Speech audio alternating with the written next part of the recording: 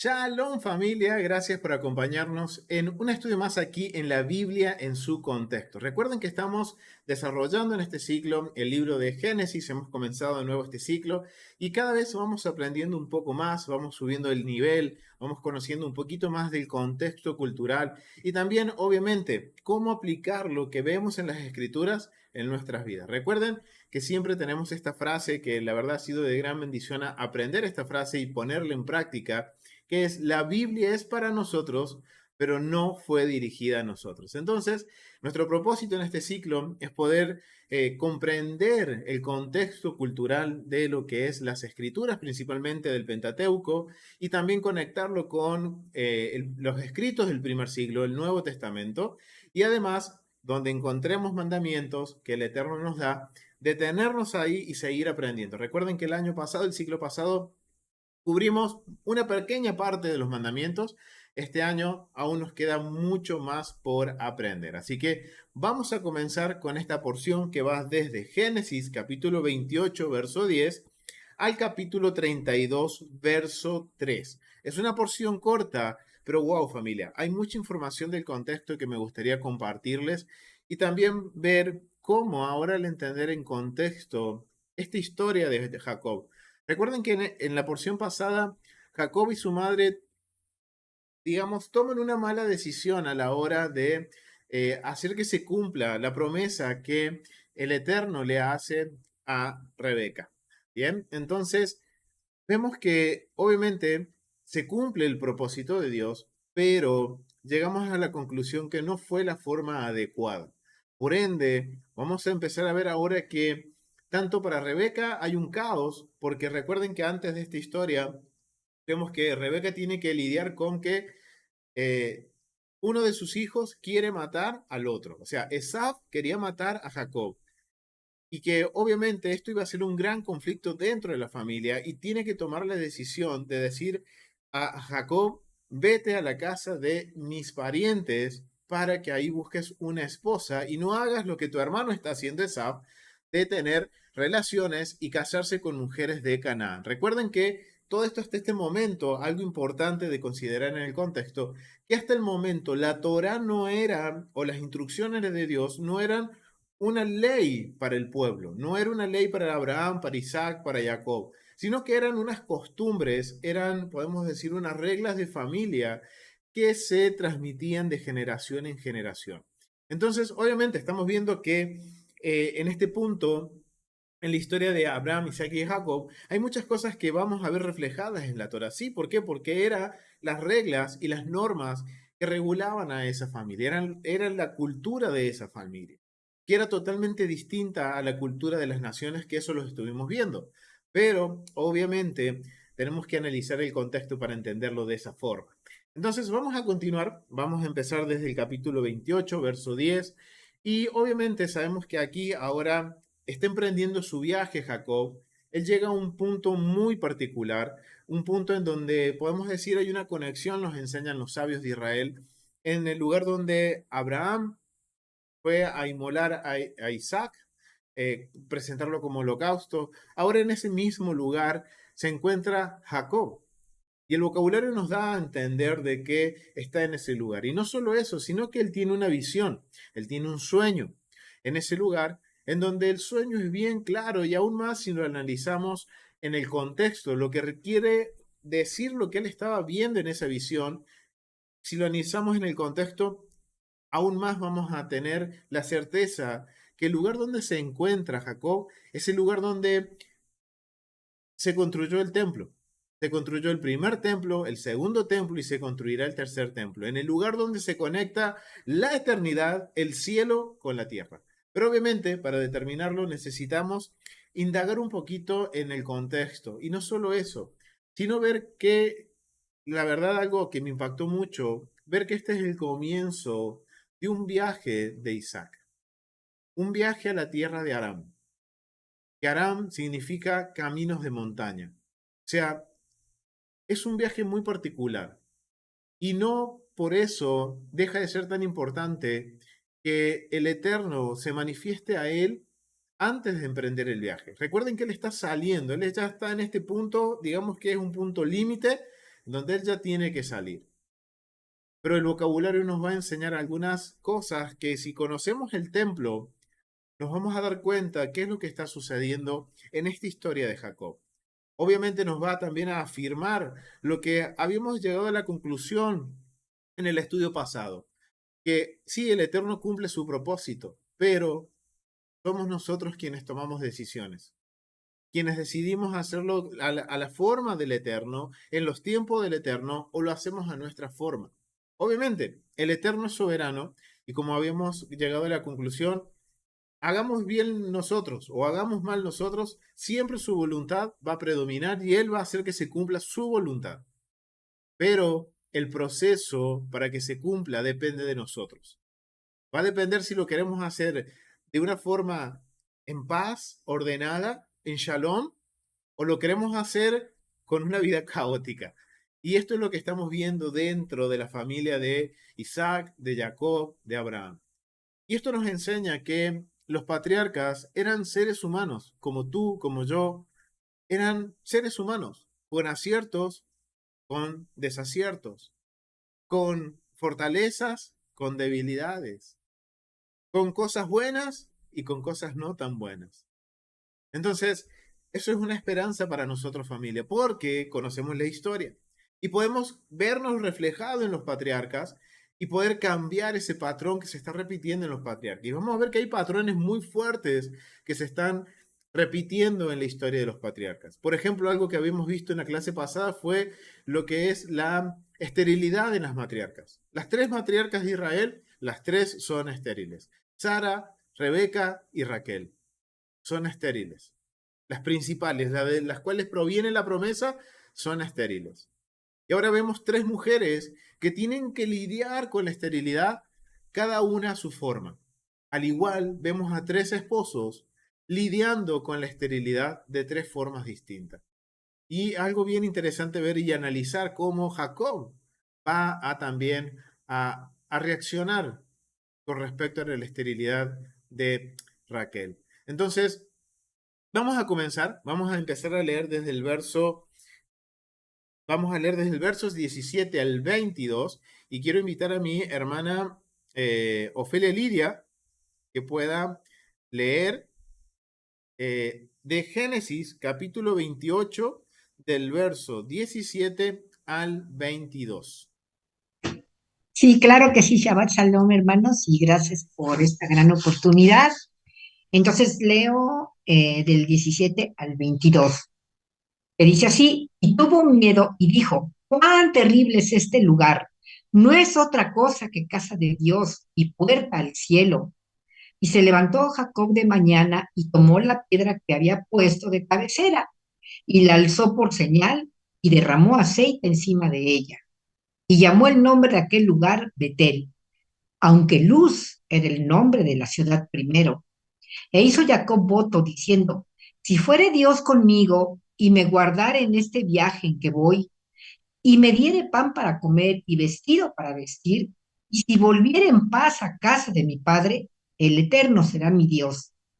Y esta piedra que he puesto por señal será casa de Dios, y de todo lo que me dieres, el diezmo apartaré para ti. Muchas gracias. Amén. Gracias, mi hermana. Wow. Familia, recuerden que antes de esto, él tiene una visión.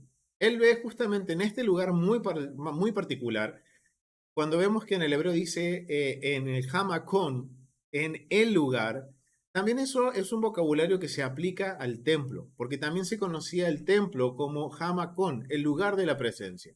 Y no solo eso, sino que también él se encuentra en el territorio de Moria, en el mismo territorio en el cual su abuelo, su bisabuelo, a su abuelo, no su bisabuelo, su abuelo, Abraham, había eh, intentado hacer un holocausto con Isaac. Y él se encuentra en el mismo lugar. Obviamente leyendo en el Humash hay algunos midrash que dicen que él estuvo durante 14 años, que aquí estaba la yeshiva en este lugar llamado Luz o Betel, estaba la yeshiva de Abraham, y él estuvo 14 años aprendiendo y estudiando, fortaleciendo espiritualmente para el viaje que iba a empezar. Obviamente recuerden que es una historia, es una fábula, es una explicación a algo que en la escritura no lo vemos, no está explícito, pero es una forma y nos ayuda a entender la mentalidad de los sabios de Israel, de cómo entienden las escrituras y cómo entienden la historia de los patriarcas y obviamente nos quiere dar una enseñanza. Y obviamente considerando eso, vemos que sí, es cierto, es que Jacob va a emprender un viaje a la tierra de Aram, un viaje que es bastante lejos y que tiene que cruzar el desierto y tiene que cruzar montañas y va a llegar a un lugar de montañas que es Aram. Por eso Aram, y esto ténganlo en mente familia, Aram, como les decía en un principio, tiene el significado de caminos de montaña. Ahora, yo les pregunto familia, ¿ustedes conocen los caminos de montaña? No son muy fáciles, no son muy fáciles de transitar, más si son muy pocos transitados, subidas, bajadas, piedras, zanjas, ríos o arroyos que cruzan, o sea, son complicados los caminos de montaña. Entonces, ahora entiendo por qué los sabios cuentan esta historia, en que él estuvo 14 años preparándose, salió de la casa de sus padres, llegó a lo que es Betel o Luz, que no es el Betel que habla en Reyes, por ejemplo, que habla cuando el reino de Israel se divide en dos y las tribus del norte, las 10 tribus del norte, hacen altares en Betel y en Dan. Obviamente toman este nombre, pero no es justamente el mismo lugar. Betel era también un lugar conocido en lo que hoy conocemos Jerusalén, aunque también se llamaba Luz. Wow, y esto tiene una connotación bastante importante y nos va a ayudar a entender también el por qué Jacob, él está, después de haber tenido este sueño, él dice en el verso 17, y tuvo miedo y dijo, cuán terrible es este lugar. No es otra cosa que casa de Dios. Wow, familia, él está poniendo el lugar donde dice casa de Dios y puerta del cielo. O sea, es un lugar en donde, en el contexto del antiguo Medio Oriente, se cree que es la conexión entre la deidad y la humanidad. Obviamente sabemos que en el antiguo Medio Oriente las deidades oprimían a la humanidad y ellos descendían para que la humanidad los atiendan y que obviamente seamos sus esclavos. Mientras que el Dios de Abraham, Isaac y Jacob, que posteriormente se convierte en el Dios de Israel, es un Dios de pacto. Un Dios que hace un pacto con Abraham, que lo pasa a su hijo Isaac, que lo pasa a su hijo Jacob, y de su hijo Jacob lo establece como un estatuto perpetuo que pasa ahora para Israel. Y que hoy nosotros gozamos del privilegio, familia, de poder ser parte de este pacto, de poder ser parte de la descendencia de Abraham a través de Yeshua, nuestro Mesías. ¿Ok? Entonces, wow, miren qué importante que es todo esto. Y también importante entender que muchas veces en la vida del creyente las cosas no son todas de color de rosa. Porque yo calculo que más de una vez nos hemos preguntado, creo en Dios, me acerco más a Dios y veo que hay más caos en mi vida. Ok, bueno, estudiemos esta historia. Estudiemos esta perspectiva, porque miren, los sabios en el Humash enseñan que él estuvo 14 años preparándose espiritualmente para este gran viaje que él estaba por hacer. Porque obviamente entendiendo Haram, tierra de caminos de montaña, quiere decir que era un viaje complicado, un viaje que no iba a ser muy fácil. Obviamente, desde que sale de Luz o de Betel hasta que llega a Haram, las escrituras no nos dicen nada. Hay una serie de midrash, de historias, de fábulas que nos ayudan a comprender en la situación en la que él llega a Haram, pero vemos que desde este punto a Haram no nos dice mucho las escrituras, pero los sabios entienden que fue un camino difícil. Y no solo eso, sino que cuando empezamos a ver ahora, cuando él llega a Haram y ahora tiene su primer contacto con la familia de su madre, con Labán, conoce a Rebeca, conoce a Lea, y vamos a ver que hay todo un despliegue, hay un caos que sucede en su vida, pero para empezar a entender eso, tenemos que empezar a entender esta parte. ¿Por qué antes de empezar el viaje él llega a este punto y tiene esta experiencia personal con el Eterno? Ya no es el Dios de sus padres, ya no es el Dios de Isaac, ya no es el Dios de Abraham, sino que ahora es un punto en la vida de Jacob que él llega y está solo. No está papá, no está mamá, no está mi abuelo, no está mi abuela, no está mi familia que me ayude, No tengo nadie conocido que me pueda ayudar a mantenerme haciendo foco en el eterno, en lo que yo he aprendido en mi familia. Wow, familia. Es un tiempo en donde realmente yo calculo que Jacob se encontró solo. Y en ese momento salió al encuentro del Eterno y le da esta visión, que justamente el lugar donde él está es un lugar muy especial. Y para que entendamos en qué lugar está, quiero compartirles esto que encontré en los comentarios bíblicos del contexto cultural de Sonderbaum del libro de Génesis. Perdón que me había ido un poquito más arriba.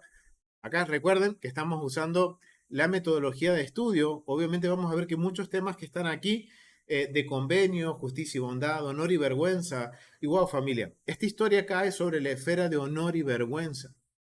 Porque cuando leemos el verso capítulo 29, del verso 1 al 6, nos vamos a dar cuenta que hay un vocabulario que nos da a entender que hay una vergüenza, que está saliendo en vergüenza de la tierra prometida.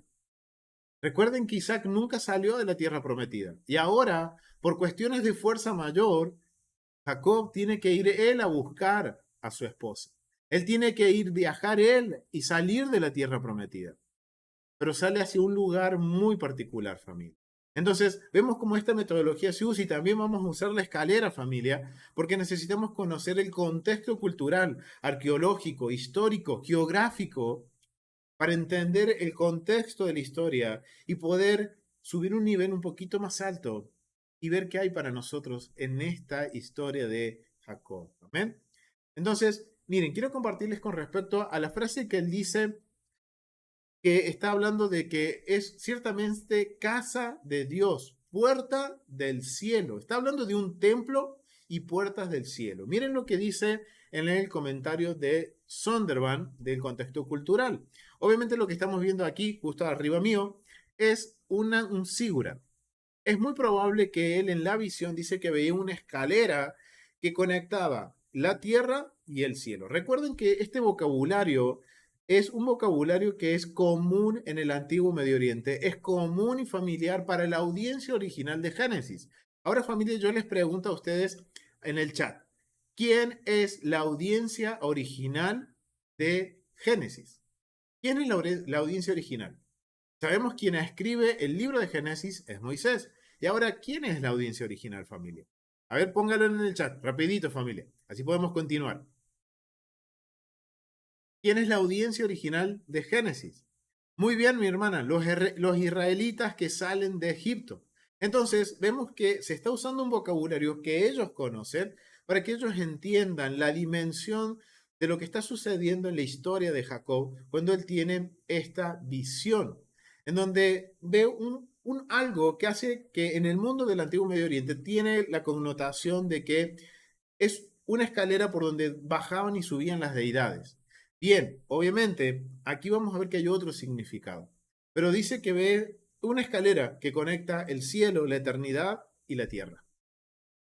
Ve una escalera en donde suben y descienden los mensajeros de Dios. Dice ángeles, pero en sí es la palabra mensajeros, que suben y que bajan, suben y bajan, van y vienen.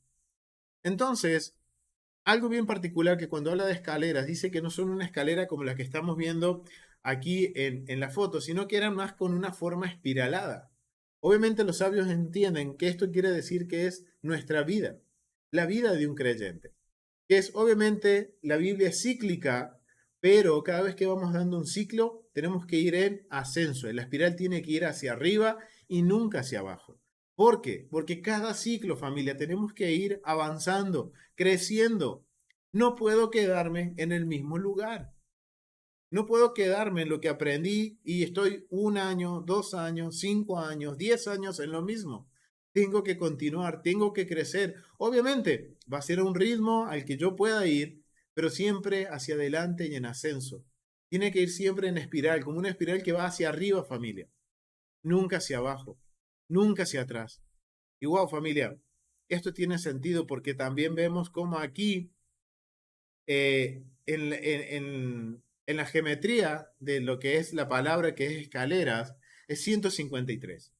La geometría este número representa también el nombre del artesano de Bezaleel que construyó la menorá y que equivale a que Dios toma, el 153 como decir, es que Dios toma, podemos decir, eh, el asunto en sus manos, como que Él está presente en este asunto. O sea, wow, acá está el sello del Eterno en todo momento, en donde el Eterno se está haciendo presente en la vida de Jacob y Jacob está teniendo una relación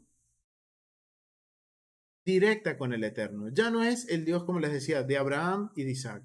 Ahora es una relación personal. Es un encuentro personal entre el Dios de sus padres y Jacob. Ahora Jacob tiene que tomar una decisión. Ahora tiene que hacer él al Dios de sus padres su Dios propio, su deidad propia. Tener una relación. Y ahora entendemos por qué él hace el voto al finalizar el capítulo 28. Pero miren lo interesante que habla sobre el contexto, de lo que él se entiende con el vocabulario que él usó. Esto es casa de Dios o un templo y la puerta del cielo. El comentario Sonderman dice lo siguiente: cuando los reyes buscaban construir templos para deidades particulares, buscaban la dirección de la deidad para identificar ese lugar sagrado. Así la casa de Dios, generalmente refiriéndose a un templo, en Génesis capítulo 28 y 17, Jacob identifica un espacio sagrado, pero todavía no se ha construido ningún templo para marcar el lugar. Está vinculado con la puerta del cielo, a la entrada de la morada celestial de la deidad. Hay una continuidad en el espacio entre la morada celestial y la terrenal, de modo que se las considera simplemente imágenes especulares o estructuras emparejadas, sino en el sentido de que se parece más al piso de arriba y al piso de abajo del mismo edificio. Sin embargo, es incluso más que eso, ya que se puede pensar que el templo terrenal existe realmente en el reino celestial. ¡Wow, familia! Y esto nos está ayudando, miren, este contexto, verlo desde esta perspectiva del contexto cultural, lo que se entendía en el antiguo Medio Oriente, nos va a ayudar a entender, familia, también cuando Moisés sube al monte y se le da la instrucción de construir el tabernáculo y le dice el Eterno: haz conforme a todo lo que has visto en este lugar. O sea que vemos que hay una relación entre el templo celestial, el templo en la eternidad, el templo en la tierra, son reflejos, es un microcosmos. Wow, familia, miren la experiencia que está teniendo Jacob. Él está viendo el lugar preciso, exacto, en donde tiempo más tarde su descendencia va a levantar el templo en este lugar llamado Luz, en las montañas de Moriah, en Jerusalén, en casa de Dios, Bet-El. Wow, familia. El templo es un lugar en ambos mundos, así como la tumba es un lugar entre la tierra como en el inframundo. Miren cómo se asocia de acuerdo al contexto cultural. Algunos templos presentaban una escalera desde la antecámara hasta la calle central donde habitaba la deidad, indicando quizás que la morada celestial de la deidad estaba allí, en medio del templo terrenal. Si esto es así, la puerta del cielo podría considerarse la entrada al santuario interior del templo, ya sea al pie de la escalera o en la parte superior. ¡Wow, familia! Esto es increíble. Porque ahora vemos que el vocabulario que él está usando, al analizar lo que es el contexto cultural, él está justamente en un lugar muy especial de la tierra prometida. Y esto nos va a ayudar a entender los primeros versos del capítulo 29. Porque en el capítulo 29 se nos dice por dónde él va a salir, hacia dónde se va a dirigir. Y esto tiene que ver con el caos. Y me gustaría que mi hermana Verónica Ríos pudiera leer los versos 1 al 6 del capítulo 29. Claro que sí, amado pastor, 1 al 6 del capítulo 29. Voy a leer también del Humash. Amén. Bueno, y luego aprestó Jacob sus pies y se encaminó hacia las tierras del oriente. Y observó de pronto que había un pozo en medio del campo. Y allí 3 rebaños de ganado se hallaban apostados, porque de este pozo abrevaban los rebaños y había una piedra enorme que tapaba la boca del pozo. Y se reunían allí todos los rebaños y los pastores hacían rodar la piedra que tapaba la boca del pozo y abrevaban los ganados y luego regresaban la piedra sobre la boca del pozo a su lugar. Y les dijo Jacob: hermanos, ¿de dónde sois? Y dijeron: de Harán somos. Y les preguntó: ¿conocéis a Labán, el hijo de Nahor? Y ellos asistieron. Y siguió preguntándoles: ¿está, está él en paz? Y ellos dijeron: está en paz. Y justamente su hija Rachel ahí viene llegando con su ganado. Y les dijo Jacob: aún es largo el día, no es hora de guardar los animales, abreven al ganado y sigan pastando. Y ellos dijeron: no podemos hasta que se junten todos los demás rebaños. Así quitamos la piedra que cubre la boca del pozo y abrevamos al ganado. Amén, Aún es amén. al Muchas 8 gracias, mi nueve. hermana. Está Gracias, bien, está bien, está bien ahí, mi hermana. Era hasta el 6, pero gracias. bien, bien ahí, mi hermana. Gracias porque nos da un poquito Gracias. más de contexto. Pero miren lo interesante, familia, que dice en el verso 1 del 9. Dice que luego de que Jacob tuvo esta experiencia, y que después vamos a volver un poquito a esa experiencia y ver cómo él levanta una piedra y todo lo que significa eso, vemos que después de todo esto, ¿qué dice? Que él aprestó sus pies y salió hacia las tierras de ¿dónde? Orientales, a las tierras de Oriente. Quiere decir que él salió hacia las tierras del este. Familia, ahora, hemos estudiado el templo. ¿Qué significa cuando yo le doy la espalda al templo mirando hacia el este? ¿Eso es señal de qué, familia? Exilio. Muy bien, familia. Es exilio. Él reconoce que está, miren familia, wow, el viaje de Jacob, no el de Abraham, sino el de Jacob, el viaje de Jacob es distinto al que el de Abraham. Abraham hace, como podemos decir, él sube a la tierra prometida. Él hace aliyá a la tierra prometida. Pero Jacob, él tiene que salir exiliado. Wow, familia, y esto es algo que también el Eterno nos ha venido enseñando durante estas primeras porciones, de aprender a ver el principio, en el principio y el final de los tiempos, en donde hay patrones de exilio, de éxodo, que se van a ir repitiendo. Y wow, familia, esto no es la excepción. Vemos que ahora, justamente el viaje que emprende Jacob, por el vocabulario y conociendo ahora que él está en un lugar en donde tiempo más tarde va a estar el templo, que es un lugar que él consagra y encima él lo proclama como casa de Dios, puerta del cielo, o sea, está hablando del templo, del lugar donde se va a emplazar el templo. Él está en un lugar muy particular. Levanta una piedra, la unge con aceite. Wow, eso es toda una cuestión que está asociada con el templo, familia, con la dedicación del templo. Y vemos que él ahora él emprende viaje hacia el oriente, al exilio. O sea que él entra en vergüenza. Obviamente, ahora entendemos por qué los sabios, ellos dicen que él se estaba preparando, estuvo 14 años en esta región, preparándose espiritualmente para el viaje que tiene que emprender. Y este viaje era un viaje de exilio. Y obviamente era por las consecuencias de las malas decisiones que tomaron, que tomó él junto con su madre. Obviamente, el Eterno cumple su promesa.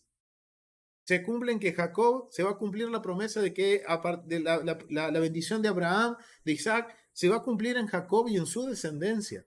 Pero el medio por el cual ellos hicieron que se cumpliera no fue el correcto.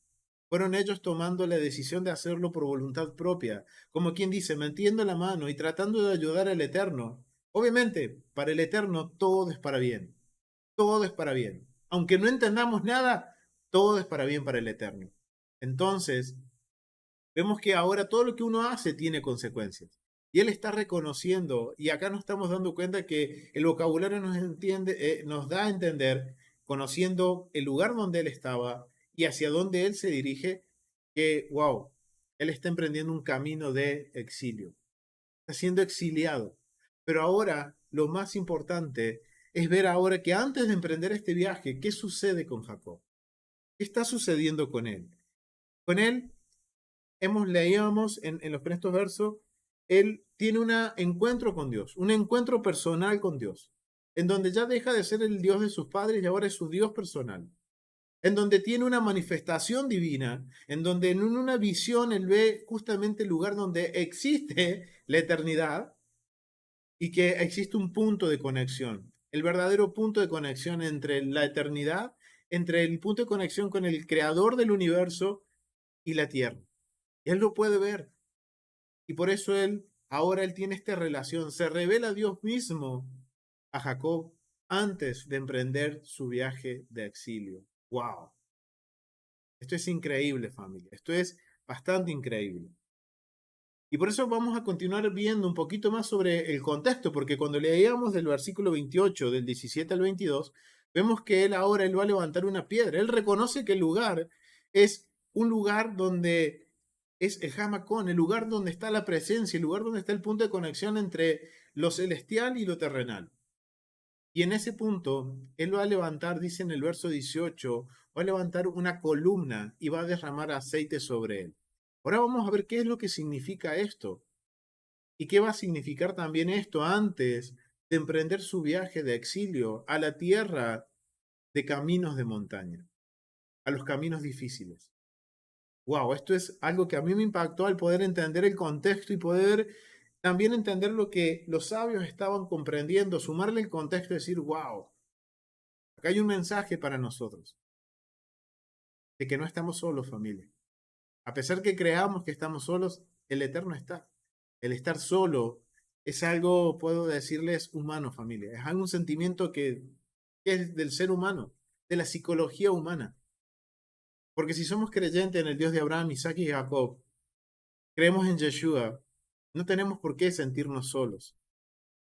Hay algo bien interesante que quiero compartirles, que en la Facultad de Teología nos presentaron un informe en el cual un estudio que se hicieron en más de 400.000 personas entre los 8 y 40 años en Estados Unidos, en donde, ¿qué sucedía? La pregunta era, ¿qué sucedía cuando una persona está expuesta a la escritura 4 días consecutivos? La persona lee 4 días consecutivos la Biblia, solamente leer la Biblia. Y los resultados fueron increíbles, familia. Se reducía el uso de la pornografía en un 60%. Intentos de suicidios, un 45%. Se reducía a un 50% la depresión. Solamente leer 4 días las escrituras, familia. Se reduce la soledad en un 30%. Solamente estar 4 días leyendo consecutivos la Biblia. ¿Cuánto más nosotros, familias que somos creyentes en el Dios de Abraham, Isaac y Jacob, que todo el tiempo dice el Salmo 1, ahora entendemos por qué en el Salmo 1 dice que bienaventurado el hombre que medita en la Torá día y noche, porque se va a sobreponer a todas estas cuestiones humanas. Wow, familia, eso es increíble, porque la verdad lo podemos resumir en, dime cómo te sientes y te diré cuánto tiempo pasas en la presencia de Dios. Algo en que pensar, familia, y algo que aplica en esto que estamos viendo ahora, familia. Porque ahora Jacob ya no es del Dios que oyó, sino que ya ahora es un Dios que es personal, que tiene una relación con él, y ahora él tiene una experiencia. Como según en algún momento tú y yo tuvimos una experiencia en la que el Eterno se revela en nuestras vidas. Se deja ver de que no estamos solos en un momento de angustia, en un momento de escasez, en un momento en el que nos sentimos que ya no podemos más. En ese momento seguro Dios se reveló a tu vida. Wow, familia. Es lo mismo que está pasando con Jacob. Él está yendo a un viaje en exilio. Él sabe que va a ser un viaje largo, un viaje difícil y que también está en vergüenza porque él está viajando en el exilio. Es un exilio. Entonces, ahora vamos a entender el por qué él levanta esto. Levanta este monumento. Él hace esta señal en ese lugar, en donde podríamos decir es la piedra fundamental para el día de mañana, identificar el lugar donde se va a levantar el santuario, la casa de nuestro Dios, la casa que va a darnos vida, familia, la casa que se va a convertir en la casa de oración de nuestro Dios, la casa en la que Él nos va a recrear, nos va a regocijar, a la casa que iremos 3 veces al año a regocijarnos. ¡Wow, familia! Es increíble. Pero vamos al contexto para entender qué es lo que sucede con esta piedra. ¿Por qué él hace esto? Una piedra, más o menos el monumento que estamos viendo justo atrás mío, era lo que se conoce eh, como estos monolitos que se levantaban o que eran como en memoria el memorial de algún acontecimiento que se era. Y aquí vemos un monolito de Gasser, y esto es retratado por el doctor Tim Bulgari, que eso se encuentra en la página www.ebibliatools.com. Si ahí tienen la información para también ampliar un poquito más, pero todo esto proviene de lo que es el comentario cultural de Zondervan, del editorial Zondervan, del libro de Génesis. Bien, entonces, erigió una columna y le derramó aceite sobre ella. ¿Qué es esto? En el mundo antiguo, los símbolos de culto, como el pilar erguido aquí, son abundantemente observados. Por ejemplo, Abner es un arqueólogo, ha documentado cientos sitios, independientes con piedras verticales solo en el Negev y Sinaí oriental. Otras 36 han sido identificados en el Israel de la Edad de Hierro. Estos menires o monolitos a veces podían ser deificados, es decir, considerados que contenían la esencia de una deidad. Probablemente la función de los dos encontrados en las proximidades del templo de la Edad de Hierro, desenterrando en el Arad israelita. Se creía que otros representaban espíritus ancestrales, mientras que otros podían simplemente ser memoriales, miren lo que representaban, memoriales de tratados o eventos especiales. Obsérvese los 12 establecidos por Moisés en Éxodo 24, del versículo 4 al 8, que él levanta 12 piedras, 12 memoriales. ¡Wow, familia! Vemos que en el contexto bíblico, el levantar la piedra no era para hacer un ídolo, sino que era para marcar un acontecimiento importante. ¡Wow! Lo que está sucediendo, lo que está sucediendo con Jacob, ¿no es importante? Es algo importante en su vida. Él está teniendo una relación directa con el Dios de sus padres. Se está manifestando el Dios de sus padres. Antes de empezar su viaje de exilio, él tiene este encuentro con el Dios de Israel. Y en un lugar muy particular, que se llama Luz, Betel, lo nombra el Betel, la casa de Dios. Wow, sigamos viendo qué más hay, familia. Hay mucha información que quiero compartirles con respecto a esto. En la historia israelita temprana, tales piedras eran aceptables, pero a medida que avanzaba el tiempo y se inclinaban más a cumplir la misma función que imágenes, fueron rechazadas junto con la idea de que la deidad puede ser inherente a un objeto físico. O sea, miren, en un principio no era malo. ¿Por qué? Porque marcaba un lugar de un evento o que se había firmado un convenio. O sea, era un hito en donde se marcaba que había acontecido algo importante en la vida de la persona. Pero con el pasar del tiempo se fue transformando esto en ¿qué? En imágenes de idolatría. Por eso vamos a ver que más adelante todo esto está penalizado por la Torá. Esto explica por qué algunos pilares eran inocentes, suficientes y legítimos, mientras que otros representaban la apostasía. La mayoría de los mineres o monolitos estaban sin tallar, aunque algunos tenían adornos mínimos, por ejemplo, manos talladas que se extendían hacia arriba. Y algunos tenían relieves intrincados, por ejemplo, la estela de Baal de Ugarit. Ok, o sea, hay distintos, no vemos que era una práctica común en el antiguo Medio Oriente, solo que para Israel no era adoración, sino que era marcar un hito importante, un punto importante, un punto de inflexión en la vida de una persona. En este contexto, la piedra vertical bien puede tener la intención de marcar dónde se manifestó la presencia de Dios en la visión de Jacob. Jacob ha dormido en lo que es en efecto la antecámara de un templo. Ha visto la escalera que conduce a la puerta del cielo, la cámara interior, con los mensajeros yendo y viniendo de la presencia de Adonai, y ha colocado una piedra vertical, ya sea para marcar el lugar santísimo en la parte superior de la escalera o en el lugar donde Adonai estaba, al lado de la escalera. En un texto de tratado arameo encontramos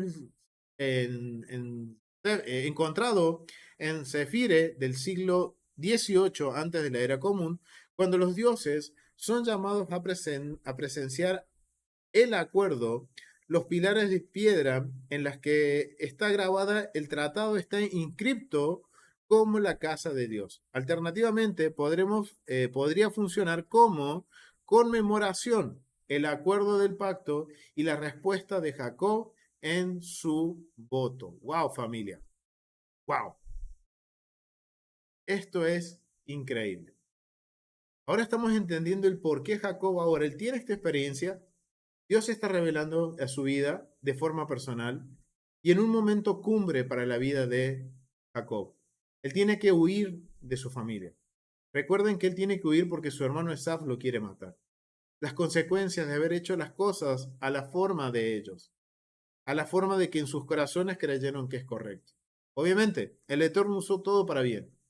Aunque no entendamos nada, todo es para bien, familia. Aunque me duela, no entiendo, es para bien, familia. Y eso es lo que nos está dando este mensaje. No solo que nos está dando este mensaje, familia, sino que también vemos que en el momento más importante de Jacob, en donde va a haber una transición en su vida, Dios se revela. Y él está reconociendo que en ese lugar Dios estuvo con él. Y él está marcando este punto como un punto de retorno. Wow, familia, ¿cuántas veces nosotros o cuántos de nosotros hemos marcado un punto de retorno en nuestro pasado, en donde después de nuestro exilio haremos memoria? No lo hemos hecho, familia. Es muy difícil hacerlo humanamente, porque conlleva recordar cosas del pasado que no queremos recordar.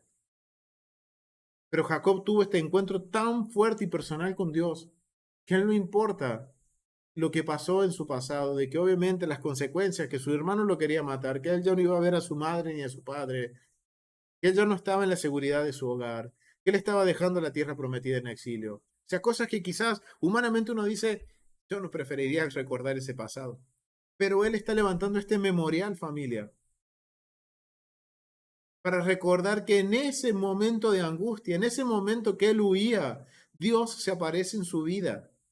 Y al aparecerse en su vida, el Eterno le promete que Él lo va a llevar en bendición. A pesar de que vaya al exilio, Él va a estar con él. Y lo vemos cuando Él está en la casa de Labán, cómo Dios lo sustenta, cómo Dios los defiende, cómo Dios lo provee, cómo Dios le da hijos, cómo Dios actúa y lo defiende a Jacob. Pero eso no quiere decir de que él no tuvo que pasar penas, angustias, dolores en la casa de Jacob o problemas familiares dentro de su hogar con Raquel y con Lea. No estaba exento de todo eso porque son las consecuencias por la desobediencia, por hacer las cosas a nuestra forma, a nuestra manera. Wow, familia, esto para mí me impactó mucho ver todo esto porque, wow, ahora entiendo por qué los sabios entienden que él se estaba preparando espiritualmente para este viaje. Y en esa preparación ahora los sabios entienden que fue ahora el punto en el que el Eterno se revela en él. Le da esta visión, él levanta a este lugar. Entonces, considerando lo que ese contexto cultural y la revelación que tiene Jacob, la mejor forma de expresarlo es a través de esta imagen del Instituto del Templo. Me impactó muchísimo, familia. Jacob derramando el aceite, viendo hacia el cielo, y él haber tenido la visión de que del templo celestial, del altar, que tiempo después va a estar el primero, el segundo, y que el Eterno permita que sea nuestro tiempo y en nuestra generación, y si no es en nuestras generaciones, en nuestras generaciones venideras, que sea levantado el templo, el tercer templo, en nuestros tiempos o en nuestras generaciones, que sea para la gloria y la honra de Él. Pero vemos cómo ahora Él tiene esta visión, y miren cómo la mejor forma gráfica que a mí pude encontrar de representarlo fue a través de esta ilustración del Instituto del Templo. ¡Wow! Todo esto lo vio antes de salir al exilio, de irse al exilio. Y vemos que cómo podemos validar de que fue al exilio. Familia, es un patrón, es un patrón que se va a repetir en la historia. Y vemos que no solamente se repite a futuro, sino que también se va a repetir en el pasado. Porque ¿hacia dónde fue exiliado Adán y Eva? A ver, familia, ¿se acuerdan? ¿Hacia dónde ellos fueron exiliados? Vamos a Génesis, capítulo 3, del verso 23 al 24. Gilberto, ¿puedes leerlo?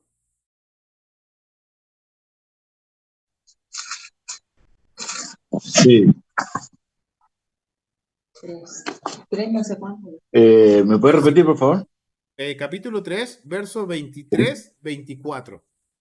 Ok, dice, entonces Adonai expulsó al ser humano del jardín del Edén para que trabajara la tierra de la cual había sido hecho.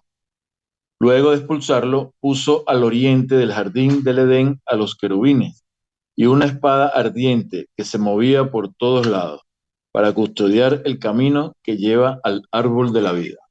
Ok, familia, miren hacia dónde fue exiliado Adán y Eva. Al oriente del huerto, al este del huerto. ¿Por qué? Porque recuerden que el huerto del Edén es el templo celestial.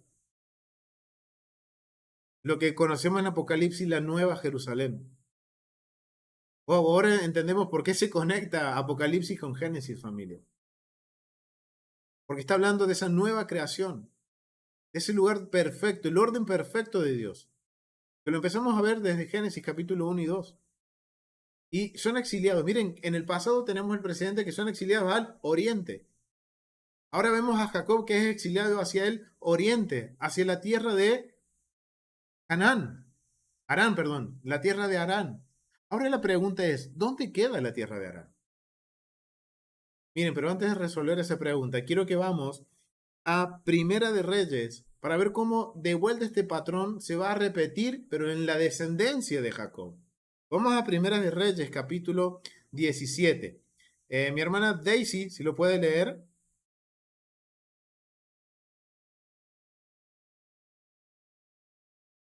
Es Primera de Reyes, capítulo Sí, dale, 17. ya les busco. Primera de Reyes, ¿qué? Perdóname. 17, Listo. Sí, 17.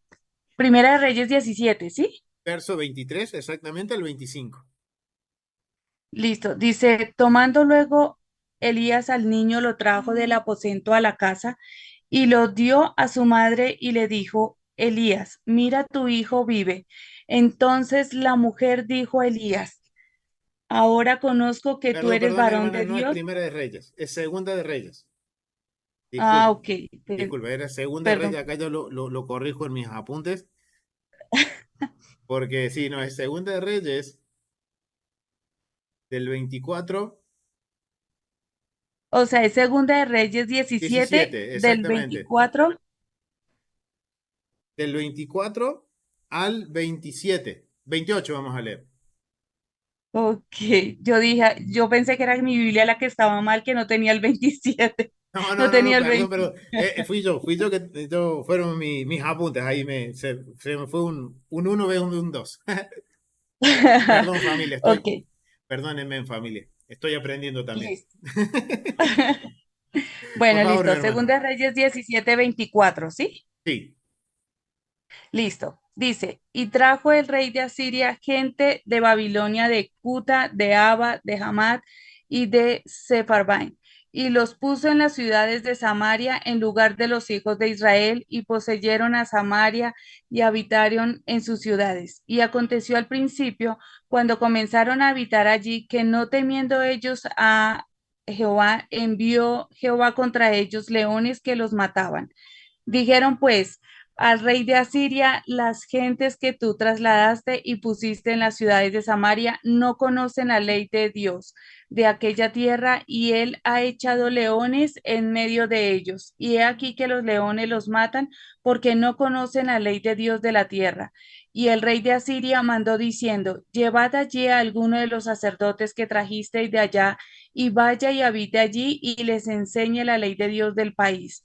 Y vino uno de los sacerdotes que habían llevado cautivo de Samaria y habitó en Betel y les enseñó cómo habían de temer a Jehová.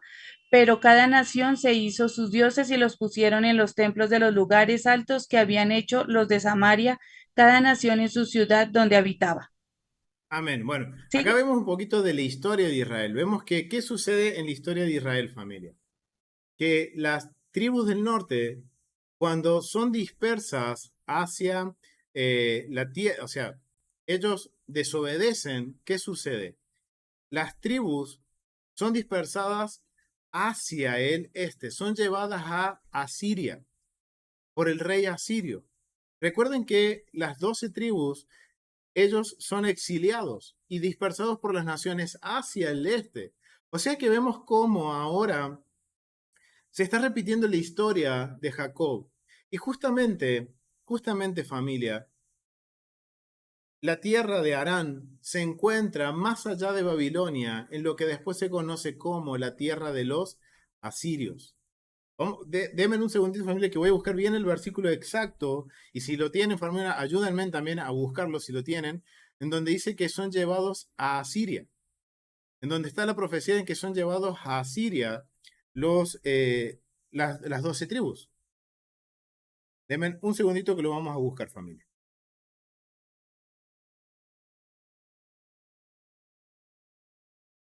En el verso, bueno, acá está hablando en los primeros versos, que es lo que hicieron, que ellos no obedecieron la palabra de Dios.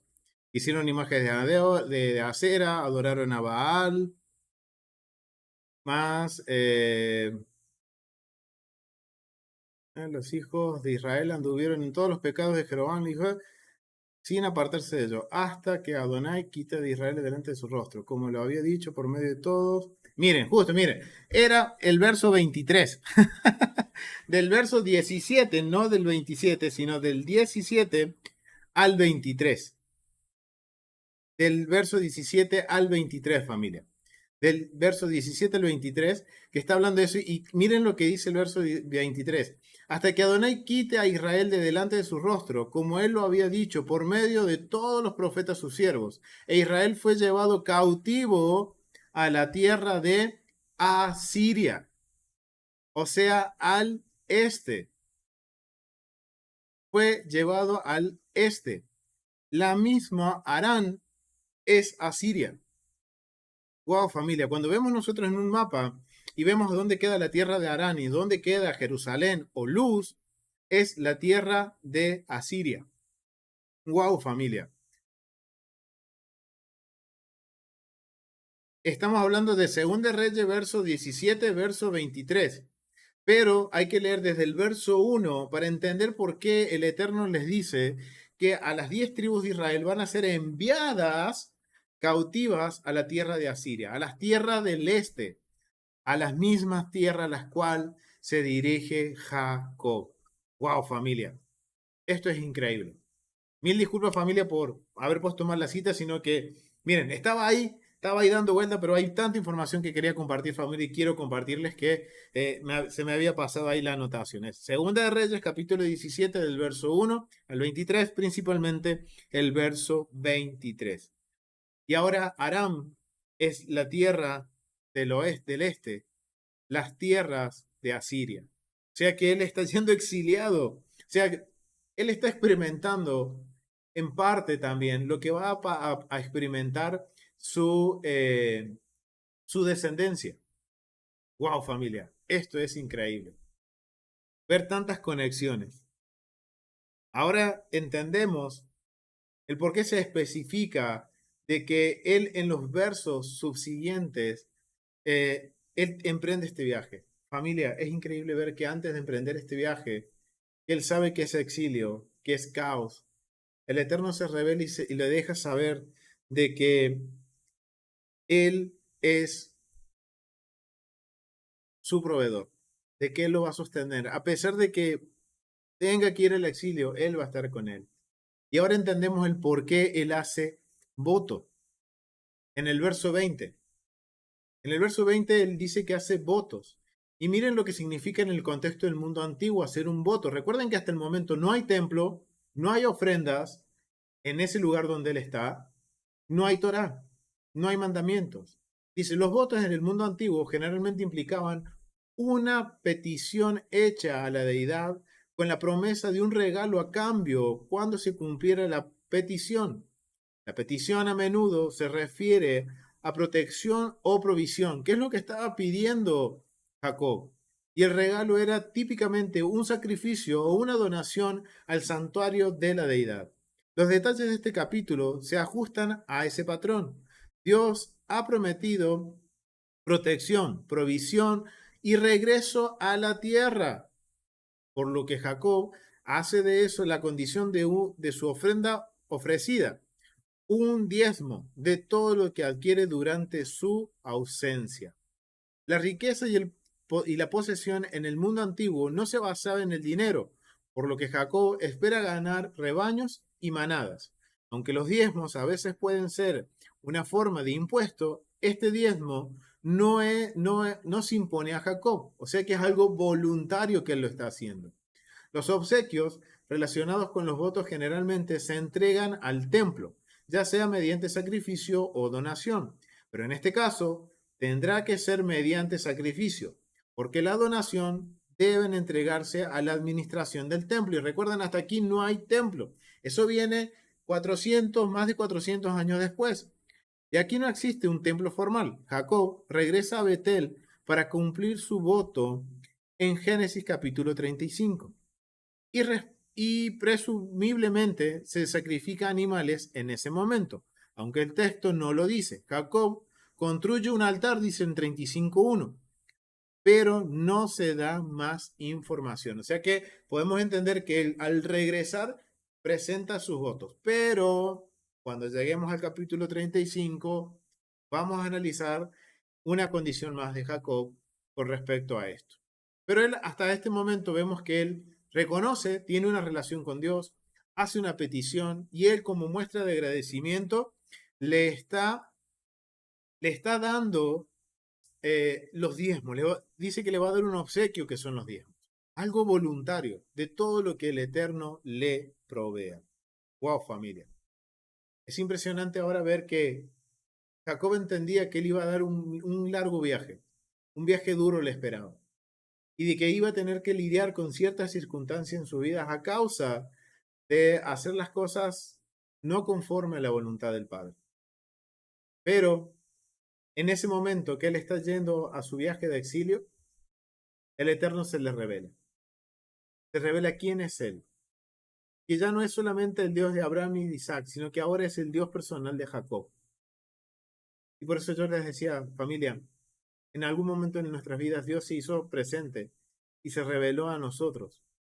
De una forma u otra, a través de un sueño, a través de una palabra, a través de una circunstancia. Pero siempre Dios ha llamado nuestra atención.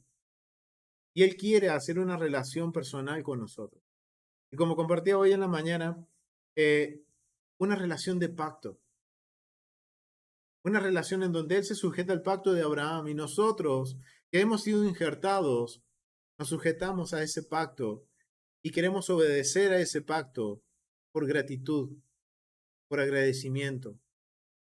Porque en los momentos difíciles Él ha estado siempre en esos momentos. Y es en donde más los vamos a ver. Porque cuando está bien, estamos bien y no lo vemos y muchas veces nos olvidamos de Él. Pero en los momentos de angustia, de estrechez, de apriete, ahí clamamos a Él y lo vemos a Él. Ahora entendemos por qué muchas veces nos toca pasar estas circunstancias. No es la voluntad del Padre. Es muy probable que ha sido por nuestras decisiones, por malas decisiones que hemos tomado, y que ahora tenemos que pasar esa prueba, pero en la prueba Él está con nosotros y no nos va a desamparar. Lo vemos hoy, lo vamos a ver ahora en la historia de Jacob. Él emprende este viaje a las tierras de montañas, de subidas y bajadas, porque lo vamos a ver. Ahora cuando empecemos a leer el verso en los capítulos 29, del versículo 14 en adelante, vamos a ver que tiene altos y bajos, momentos difíciles, momentos fáciles, momentos en el que se siente humillado, momentos en el que lo humillan, momentos en el que se da cuenta de que su suegro ya no lo quiere como antes. Es más, vamos a ver que hasta Labán mismo en la cara de Jacob lo trata como heredero, pero después lo trata como un siervo. Wow, esas cosas duelen. Esas cosas dejan heridas. Pero hay algo que hizo Jacob. Dejó una señal en el punto en el que él sabía que su vida iba a cambiar, iba a entrar en caos a consecuencia de malas decisiones. ¿Y qué sucede? Él deja una marca, levanta una piedra, la unge con aceite, recordando, en este punto de quiebre en mi vida, en donde estaba por entrar en caos, Dios se revela a mi vida y me demuestra de que Él va a estar conmigo a pesar de lo que suceda, a pesar de las angustias, a pesar de la estrechez. Él va a estar conmigo. Wow, familia. Y ahora vamos a empezar a ver cómo en la vida de Jacob se empieza a manifestar el caos a consecuencia de lo que sucedió. Vamos a leer el capítulo 29, del verso 14 al 18. Familia Peloc, si lo pueden leer. Vamos a ir al capítulo 29 de Génesis. Vamos a continuar con la porción. Capítulo 29. Y vamos a leer del verso 14 al 18. ¿Alguien de la familia Pelo que lo pueda leer? Sí, Shalom, hermano. Shalom, Alvita. Y Labán le dijo, ciertamente hueso mío y carne mía eres. Y estuvo con él durante un mes. Entonces dijo Labán a Jacob, por ser tú mi hermano, ¿me servirás de balde? Dime cuál será tu salario. Y Labán tenía 2 hijas, el nombre de la mayor era Lea, y el nombre de la menor Raquel. Y los ojos de Lea eran delicados, pero Raquel era de lindo semblante y de lindo parecer. Y Jacob amó a Raquel, y dijo, yo te serviré 7 años por Raquel, tu hija menor. Amén. Amén. Gracias, Alvita. Wow. Wow, familia. Miren, un poquito lo que veníamos hablando. Él ahora emprende el viaje, no nos cuenta qué es lo que sucede en el viaje. Hay un midrash que dice que el hijo de Esaú, hijo mayor de Esaú, quiso matar a Jacob y como era su propia sangre, no lo mató. Entonces, para hacerle creer a su padre que había matado a Jacob, le sacó todos los regalos que él llevaba para su esposa. Es una explicación que dan los sabios. Es un midrash. Pero wow, es como una fábula. Hay un mensaje en esa historia. ¿Qué nos quiere decir? Que el camino desde el punto de que Dios lo encontró hasta llegar a Aram fue un camino difícil. Ya sea que si él llevaba o no regalos, no lo sabemos, la escritura no lo dice. Y si los llevaba, puede ser que Jacob, que el hijo de Esaú se los quitó, se los robó, o que los ladrones del desierto se los sacaron. No sabemos. La cuestión es que vemos que llega a Harán con las manos vacías. Con una mano atrás y otra adelante, podríamos decirlo. Llega sin nada. Fue un camino difícil. Por eso entienden los sabios que fue un camino difícil. Que él mismo sabía que iba a ser un camino difícil. Pero también ahora vamos a ver que va a ser un camino difícil el formar su familia. Por las consecuencias de las cosas que él había hecho en el pasado. Pero a pesar de eso, él ve que el Eterno está bendiciendo su hogar, está bendiciendo su emprendimiento, está bendiciendo su vida, defendiéndolo de el tirano de Labán. Porque miren lo interesante, ¿y cómo sabemos que Labán era, podemos decir, de doble cara? Porque miren lo que sucede. Dice en el verso 16, dice que Labán lo trata como hijo. O sea, no, perdón, en el verso 16 no, sino antes, en los primeros versos dice que lo trata como hijo, como hermano, como parte de la familia. Y es interesante ese vocabulario que usa. Miren, familia.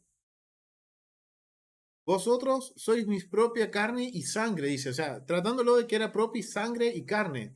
Eso es un vocabulario legal del antiguo Medio Oriente. Miren lo que dice el contexto de Zondervan, el libro del contexto cultural de Zondervan, de Génesis. Esta declaración inicial de Labán muestra cierta similitud con la terminología utilizada en la literatura sobre adopción. Posible que en el versículo 14 Labán está proponiendo asociar a Jacob, lo que sugiere que Jacob tendrá algunas perspectivas de herencia. Recuerden que es bien clara la escritura al decirnos que Labán no tenía hijos. Labán no tenía hijos varones, solo tenía hijas. ¿Cómo lo sabemos? Porque la menor se encargaba del ganado, era la pastora. Si hubiera tenido hijos varones, hubiera sido un hijo varón el pastor, pero eran solamente hijas. ¿Ok? Entonces ahora llega este muchacho, Jacob, que vemos que él se presenta, él tiene una obra de proeza ahí para demostrar su fortaleza. Obviamente, ¿quién no hizo eso cuando se enamoró de su esposa? Cuando la vio por primera vez hizo algo para llamarle la atención. Jacob estaba haciendo eso. Jacob movió la piedra, una gran piedra, y eso fue lo que impactó a Raquel. Y ella fue y habló con su padre y le dijo que venga, y ya sabía que era descendiente de Abraham, de Isaac, y él se acordaba de cuando se llevaron a su hermana, cuando le buscaron como esposa, de todos los 10 camellos que había mandado Abraham. Y resulta que llegó Jacob, como decimos aquí en Argentina, crocante, seco como lengua de loro, sin un peso, sin nada. Llegó pelado. Y él lo trata como si eres carne de mi carne, eres carne de mi sangre. O sea, ok, bueno, no trae nada, pero bueno, no tengo hijos. Estoy en vergüenza, porque no tener hijos varones en el mundo antiguo era vergüenza. Entonces, ok, eres carne y sangre de la misma, eres el hijo de mi hermana, eres de mi misma familia, eres de mi misma sangre, de mi misma carne. Entonces, él usa este vocabulario dando a entender de que él lo estaba adoptando. Oh, interesante, ¿no? Y le pregunta a Jacob, y vamos a seguir leyendo, dice, sin embargo, un mes después de que se dio cuenta realmente de que no llegaban las caravanas de camellos, no traía nada consigo, ni siquiera una vestimenta para decir, entrego esta vestimenta como el precio de la novia por Raquel. Entonces miren lo que sucede con Labán. Al mes le dice lo siguiente. Labán actúa como si nunca hubiera hecho el trato o repudió legalmente el acuerdo, lo cual puede hacer. O sea, él podía dar para atrás en ese acuerdo. Y le pregunta a Jacob, ¿eres mi hermano? ¿Para qué trabajas gratis? Wow, familia, imagínense esta situación de Jacob. Un camino difícil, él huyendo de su familia, obviamente tiene la promesa de Dios de que lo va a guardar en este camino, lo va a guardar en este exilio. Pero ahora resulta que su tío lo trata como parte de la familia y después lo empieza a tratar como siervo diciéndole, eres mi hermano, no vas a trabajar gratis. O sea, ¿cuál va a ser tu sueldo? Cuando le está dando a entender con el vocabulario de que él era parte de la herencia.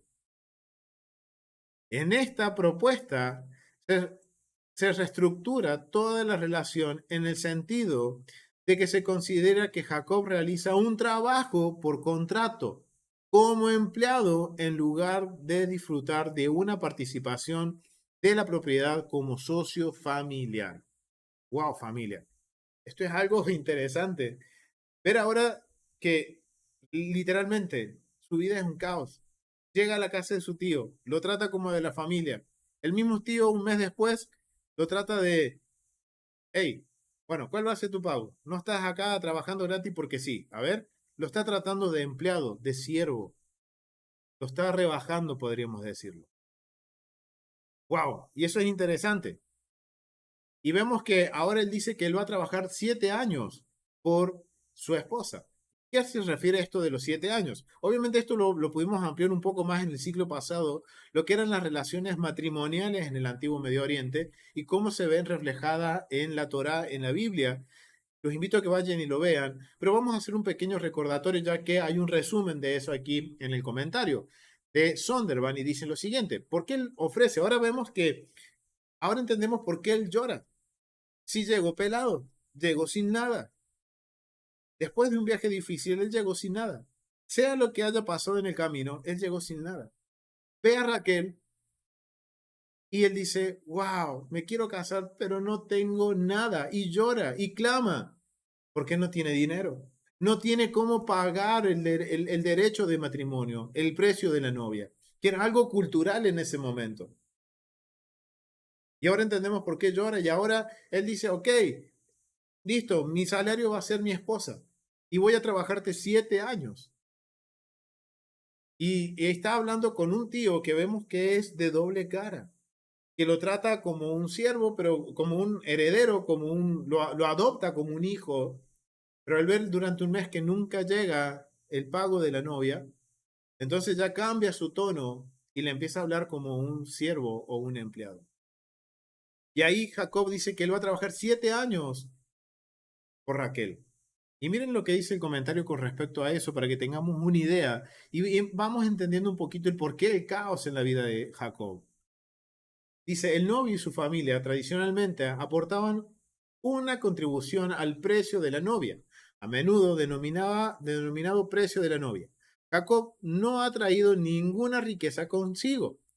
La herencia que finalmente obtendrá aún no ha sido dividida, por lo que se llega al acuerdo de que sus 7 años de trabajo servirá en el lugar del precio de la novia. Dado que los precios de la novia promediaban en ese momento entre 30 y 40 ciclos de plata, a mediados del segundo milenio de Nusi, o sea, más o menos en el contexto tiempo en el cual está sucediendo la historia de Labán y Jacob. Y dado que el trabajo de Jacob normalmente pagaría alrededor de un ciclo por mes, la situación de 7 años de trabajo de Jacob por el precio de la novia resulta en aproximadamente el doble del precio normal o de la tarifa de la novia.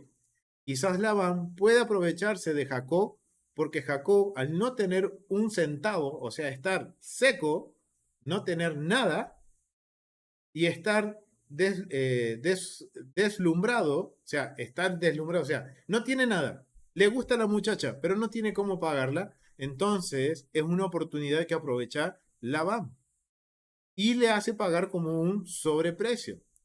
¿Por qué? Porque Jacob no se encuentra en una situación de poder negociar. Recuerden que dentro de la cultura del antiguo Medio Oriente y aún el día de hoy, la costumbre ¿cuál es? Regatear. El que tiene el bien que yo quiero me pone un precio alto y si yo se lo quiero comprar empiezo a regatar el precio. Pero en este caso no puede suceder esto porque Jacob no tiene con qué regatear, no tiene qué ofrecer. Entonces es una oportunidad que se le presenta a Labán. Pero a pesar de que ha sido una oportunidad que se le presenta a Labán, el Eterno está en control de todo esto y dice que estos primeros 7 años le fueron como si hubieran sido días, porque él quería a Raquel y trabajó estos 7 años y le fueron rápidos, pasaron rápidos. ¡Wow! Es bien interesante eso, es bien interesante. Entonces, ahora vamos viendo el por qué entra en caos y después resulta que seguimos leyendo que cuando trabaja estos 7 años, él se casa y vamos a leer eso familia. Vamos al capítulo 29. Ramón, ¿puedes leer del versículo 21 al 30?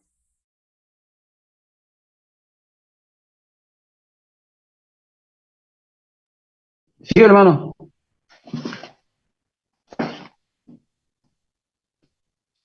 Capítulo 29. Del versículo 21 al 30. Bien. 29, 21 al 30. Dice, entonces dijo Jacob a Labán, dame acá está. Dame mi mujer, porque mi tiempo se ha cumplido para unirme a ella. Entonces Labán juntó a todos los varones de aquel lugar e hizo banquete. Y sucedió que a la noche tomó a Lea, su hija, y se la trajo, y él se llegó a ella. Y dio Labán su sierva Silpa a su hija Lea por criada. Venida la mañana, he aquí era Lea. Y Jacob dijo a Labán, ¿qué es esto que me has hecho? ¿No te he servido por Raquel? ¿Por qué pues me has engañado? Y Labán respondió, no se hace así en nuestro lugar, que se dé la menor antes de la mayor. Cumple la semana de esta y sí te dará también la otra, por el servicio que hagas conmigo otros 7 años. Amén. Gracias, E mi hizo hermano. ahí está. Amén. Hasta el 30 era. Gracias, mi hermano. O sea, vemos que ahora él sirve 7 años, dice que les pasa, se le pasan volando los 7 años, pasan rapidísimo.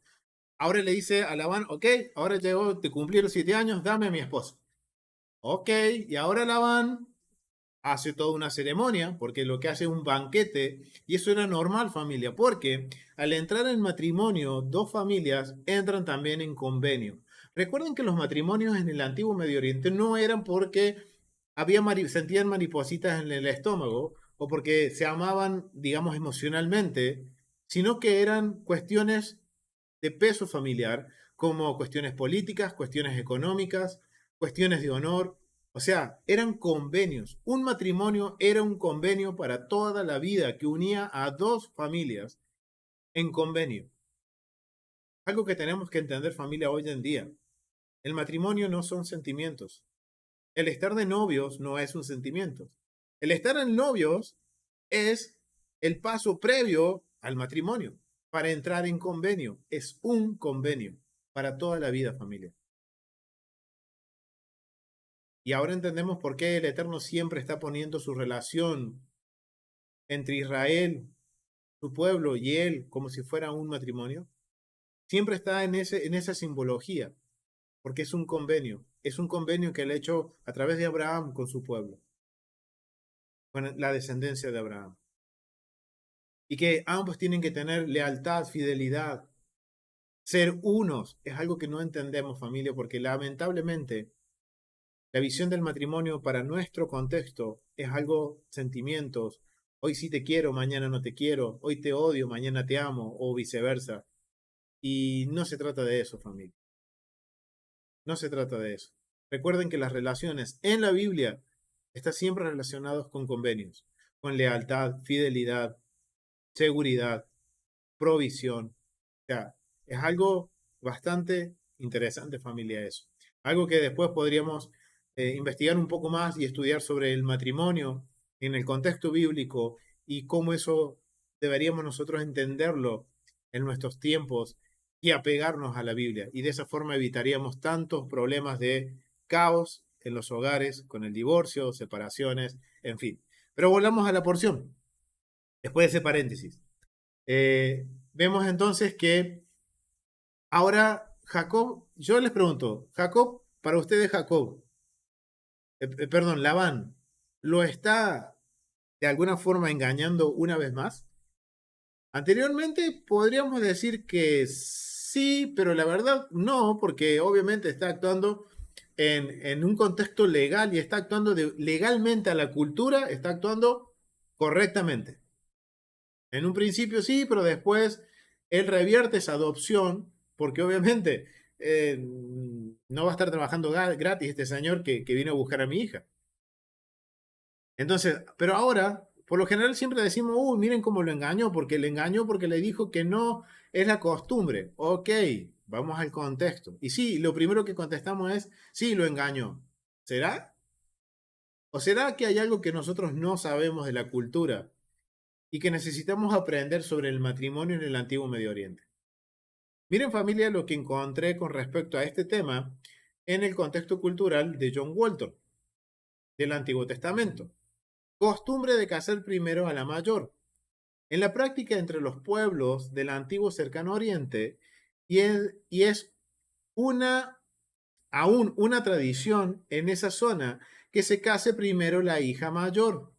Esto impedía que una hermana más joven avergonzara a otra que no fuera tan hermosa, y también impedía el drenaje financiero de la familia a causa de las solteras. Las mujeres eran usadas por medio de contratos matrimoniales para obtener riquezas y prestigio para la familia.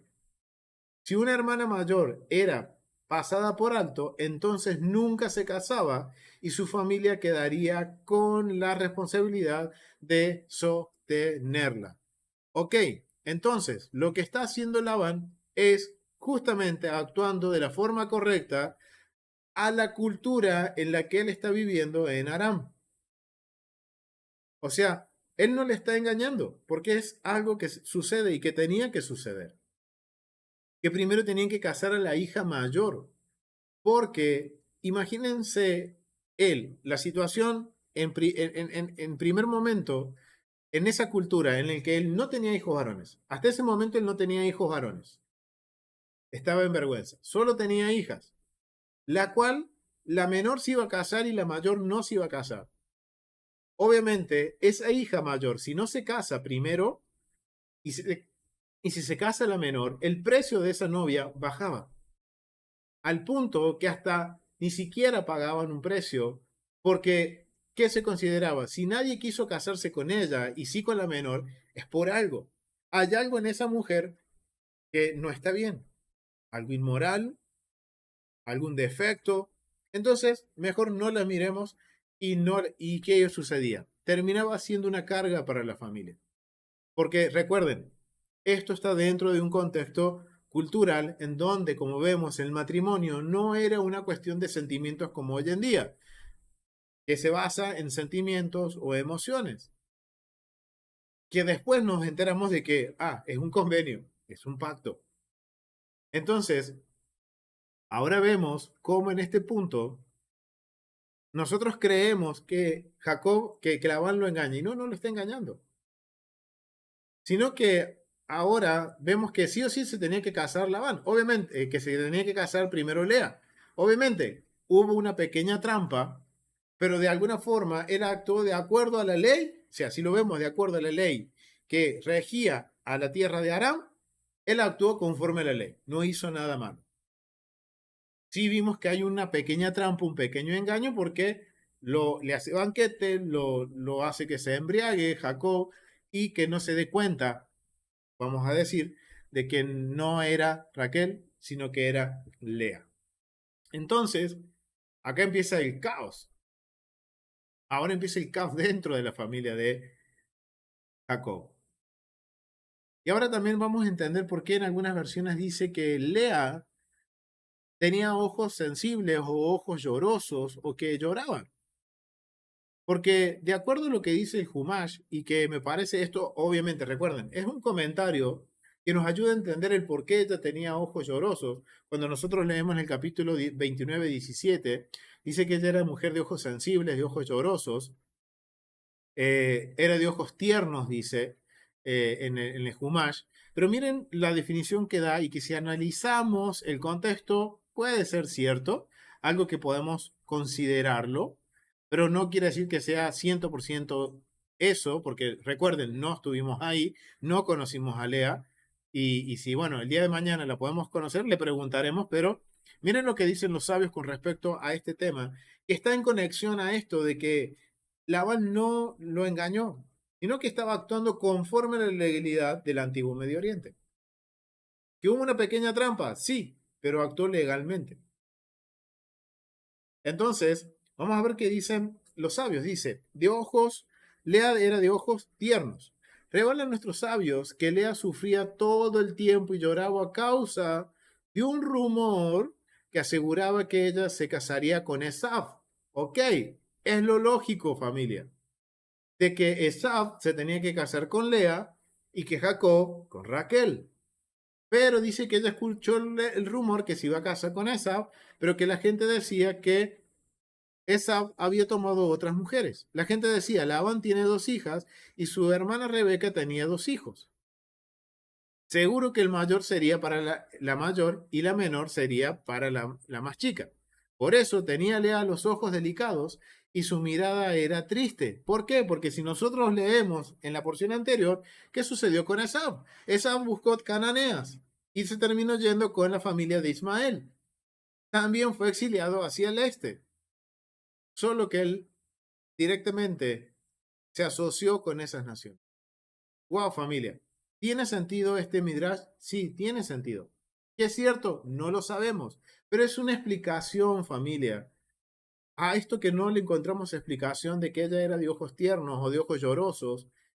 Y tiene lógica, porque cuando analizamos el contexto, es lógico, ella debería casarse con el hermano mayor de Jacob. Y no fue así. Entonces, esta mujer, si no se casaba, iba a quedar en vergüenza. Y no solo ella, sino que toda su familia. Es algo bien interesante, familia. Entonces vemos cómo ahora en la vida de Jacob se empieza a manifestar el caos, pero en sí no es porque, o sea, sabemos que es porque él toma malas decisiones, pero vemos que tanto su tío está actuando, quien es el que lo está ahora de alguna forma, podemos decir, cobrando venganza de lo que él hizo, lo está haciendo de una forma legal, que es algo cultural, algo que se debe hacer. Quizás ahí estuvo mal Jacob de no preguntar o conocer la cultura. O mejor dicho, sí, lo sabía y por eso dijo, ok, listo, no protestó y dijo, ok, trabajo 7 años más por Raquel. Y se le fue dada a Raquel. Trabajó 14 años por su esposa amada que le correspondía, pero ahora tiene que lidiar con 2 mujeres en un mismo hogar. Y después lidiar con 6 años con un suegro que quiere sacar provecho de él y que ahora el Eterno lo defiende y lo prospera más a Jacob que a Labán. Pero hay algo bien interesante que me llamó mucho en la atención en esta relación intrafamiliar de Jacob y sus esposas. Es leer el capítulo 30. Gilberto, ¿podrías leer capítulo 30 del verso 1 al 5? Sí, dice, cuando Raquel se dio cuenta que no le podía dar hijos a Jacob, tuvo envidia de su hermana y le dijo a Jacob, dame hijos, si no me los das me muero. Pero Jacob se enojó muchísimo con ella y le dijo, ¿acaso crees que soy Dios? Es él quien te ha hecho estéril. Aquí tienes a mi criada Bilha, propuso Raquel, acuéstate con ella, así ella dará a luz sobre mis rodillas, y por medio de ella también yo podré formar una familia. Entonces Raquel le dio a Jacob por mujer su criada Bilha, y Jacob se acostó con ella. Bilha quedó embarazada y le dio un hijo a Jacob. Bien, gracias, mi hermano. O sea, vemos que acá ahora, vamos a analizar ahora aquí, ahora un poco más íntimo ahora, en la familia de Jacob, el caos que sucede. Ahora resulta que se manifiesta lo que es la esterilidad en Raquel.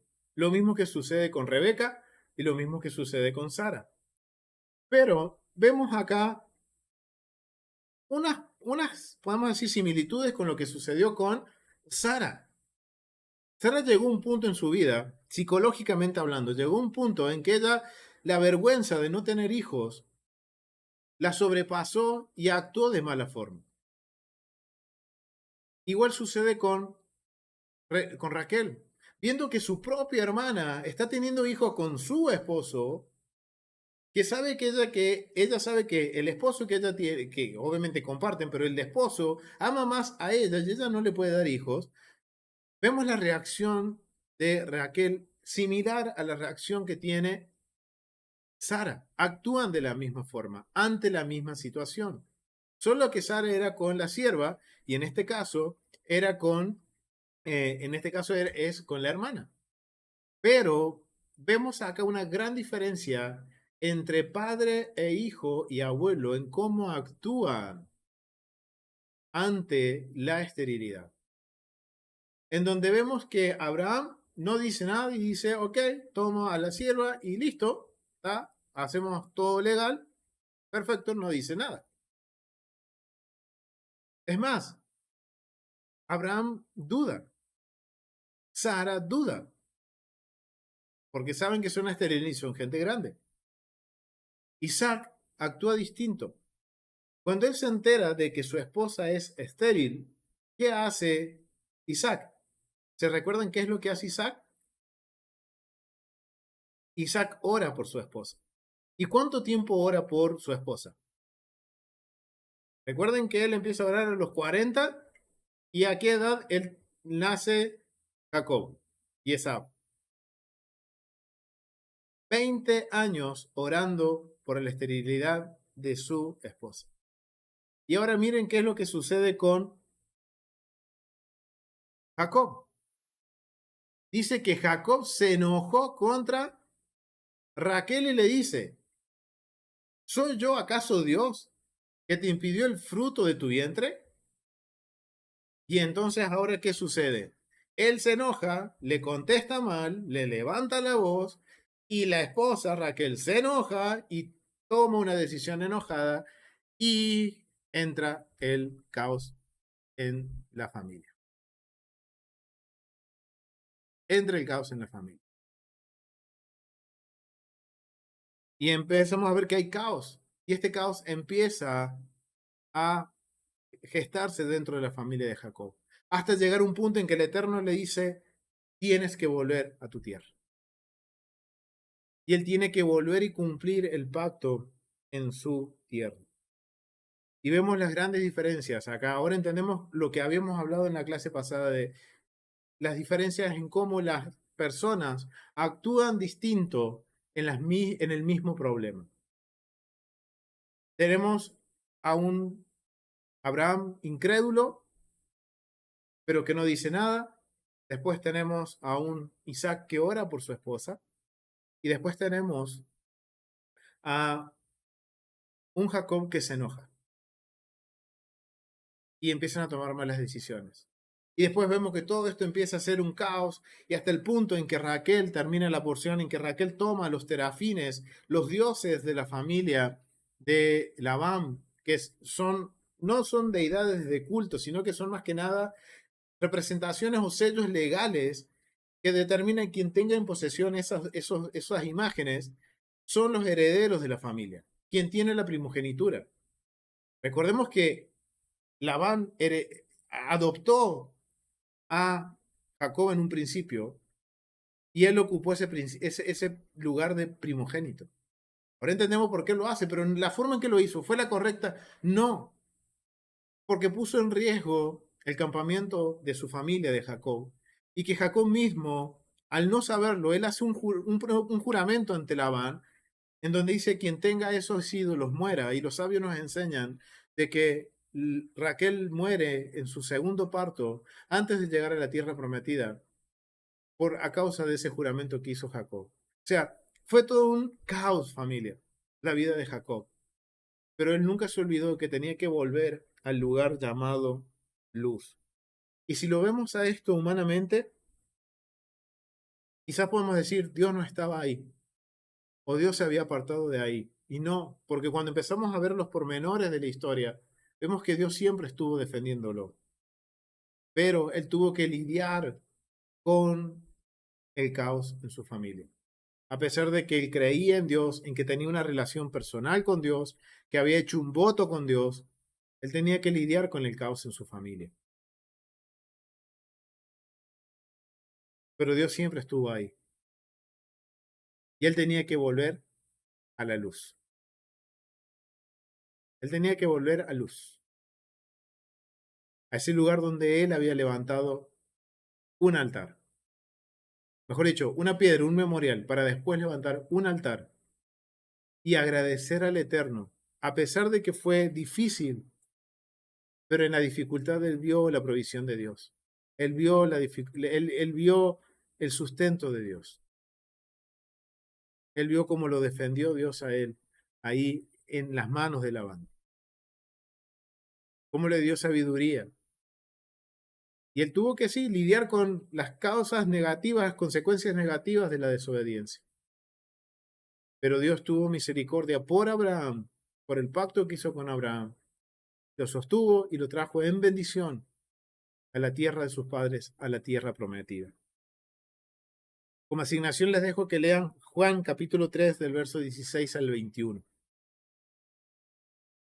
Está hablando de Yeshua, que Él es la luz del mundo, que vino a iluminarnos.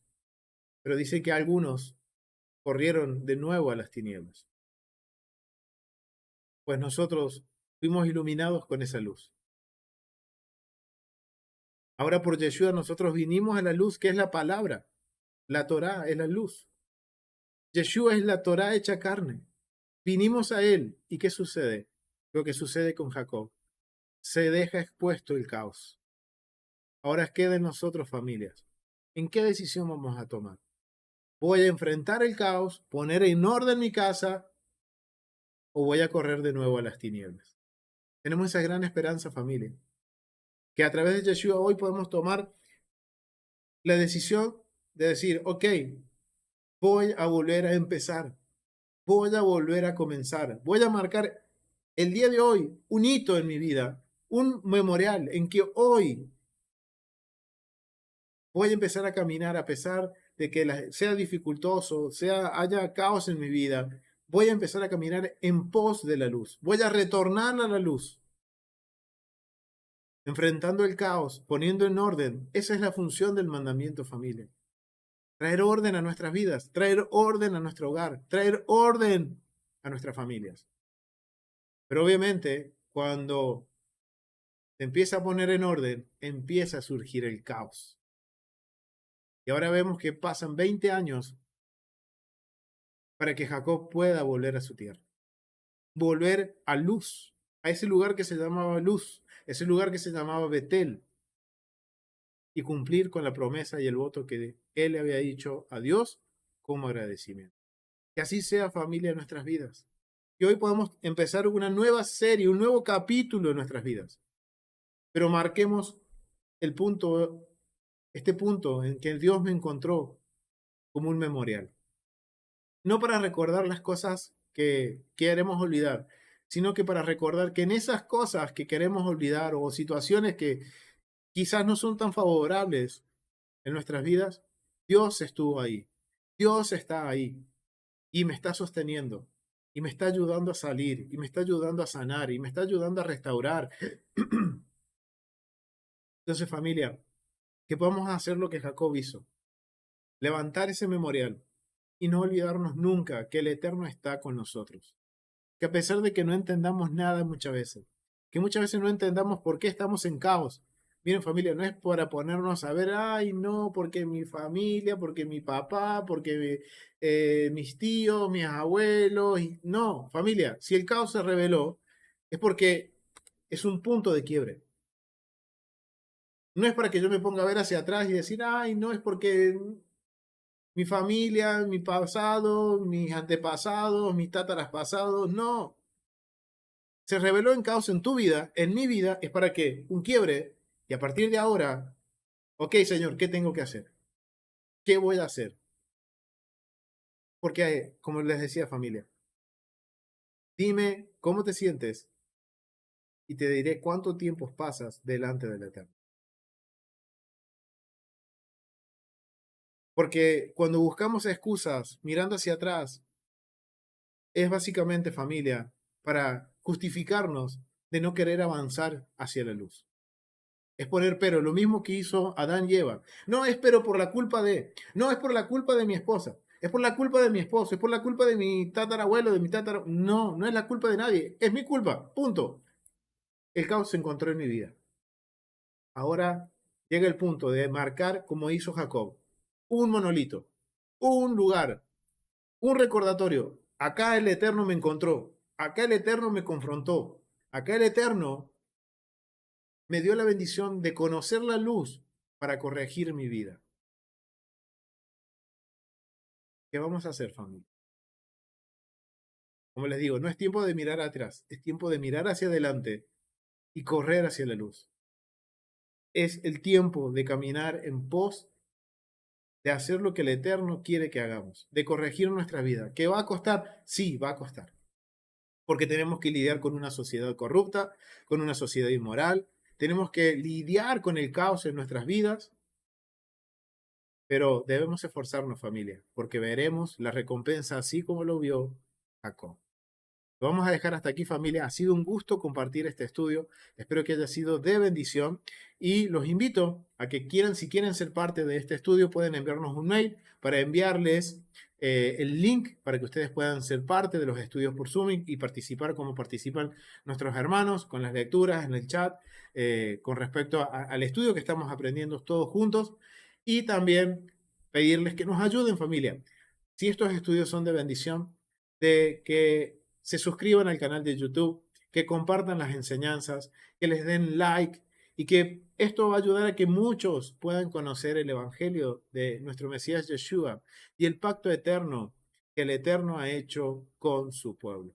Y si quieren ayudarnos de otra forma, puedes hacerlo a través de los enlaces que están en la caja de descripciones. También puedes unirte como miembro del canal de YouTube y poder contribuir a que podamos seguir creciendo, familia, en invertir en material, invertir en recursos, para que podamos seguir compartiendo y aprendiendo juntos sobre las escrituras y su contexto. Así que, familia, lo dejamos hasta aquí. Nos vemos en el próximo estudio de la Biblia en su contexto y continuamos con el libro de Génesis. Shalom, familia. Nos vemos.